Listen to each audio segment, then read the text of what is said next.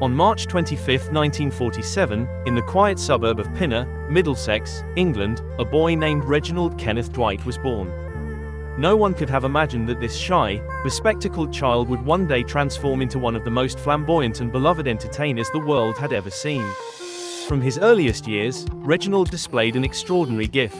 At just 3 years old, he could hear a song on the radio and play it back on the piano without hesitation.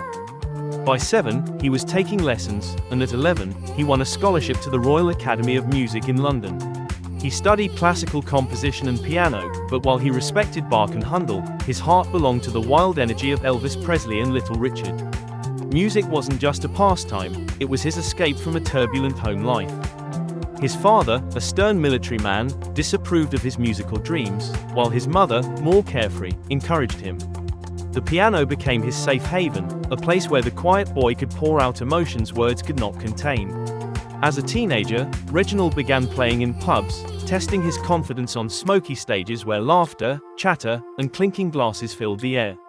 Soon he joined a band called Bluesology, backing American soul and R&B stars touring across Britain. It was valuable experience, but Reginald knew he wanted more than playing other people's music. In 1967, fate stepped in. He answered a newspaper ad for songwriters. Although the audition didn't go as planned, he was handed a stack of lyrics written by a young man from Lincolnshire, Bernie Taupin. That chance meeting sparked one of the most legendary partnerships in music history.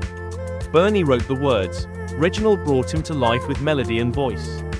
Together, they discovered magic. But Reginald Dwight didn't sound like the name of a rock star. He needed a reinvention. Inspired by bandmates Elton Dean and Long John Baldry, he chose a new identity. The world would no longer know him as Reginald, he became Elton John. In 1970, Elton John released his self-titled album, and with it came a song that would change everything, Your Song.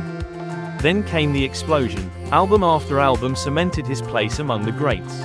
Tumbleweed Connection, Madman Across the Water, and Honky Chateau gave fans classics like Tiny Dancer, Levon, and Rocket Man. By 1973, Goodbye Yellow Brick Road made him a superstar. With songs like Candle in the Wind, Benny and the Jets, and the title track, Elton John's sound dominated radios and concert halls alike. And when he took the stage, he wasn't just a musician, he was a showman. Dressed in sequins, feathers, and outrageous glasses, Elton dazzled audiences. The shy boy from Pinner was gone, replaced by a rocket man soaring across the world. By the mid-1970s, Elton John was one of the biggest stars on the planet. He sold out stadiums, scored #1 hits, and outsold nearly every other artist of his time. He became the first musician since the Beatles to have 4 albums in the top 40 simultaneously. But behind the glittering costumes and thunderous applause lay a man wrestling with demons. Fame brought pressure, loneliness, identity struggles, and substance abuse crept into his life. In 1976, Elton publicly declared his bisexuality, a bold move in an era far less accepting. The announcement shocked some, but it also paved the way for others to live authentically. The 1980s and 1990s tested Elton in new ways.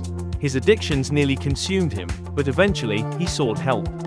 Through courage and determination, he found sobriety. Out of his struggles came strength, and a desire to help others. In 1992, he established the Elton John AIDS Foundation, raising hundreds of millions for HIV, AIDS research and care. His music continued to evolve, and in 1997, he sang a reimagined version of Candle in the Wind at Princess Diana's funeral. The performance was both heartbreaking and historic, and the single became the best-selling of all time. Recognition followed. He won multiple Grammys, an Academy Award, a Tony. In 1998, Queen Elizabeth II knighted him, making him Sir Elton John. Even into the 21st century, Elton's music filled arenas. His Farewell Yellow Brick Road tour, beginning in 2018, became the highest-grossing tour in history, a final bow that proved his enduring power as a performer. From Reginald Dwight, the shy boy in Pinner, to Sir Elton John, the rocket man who lit up stages across the globe, his journey is one of transformation, courage, and music that transcends generations. He gave us songs that are more than melodies. They are anthems of love, hope, loss, and resilience. Your Song, Tiny Dancer, Rocket Man, and Goodbye Yellow Brick Road remain timeless chapters in the soundtrack of our lives. Elton John did not just rise to stardom, he redefined it. And though the costumes may fade and the curtain may close, his music will echo forever, as bright and enduring as the sequins he wore under the spotlight.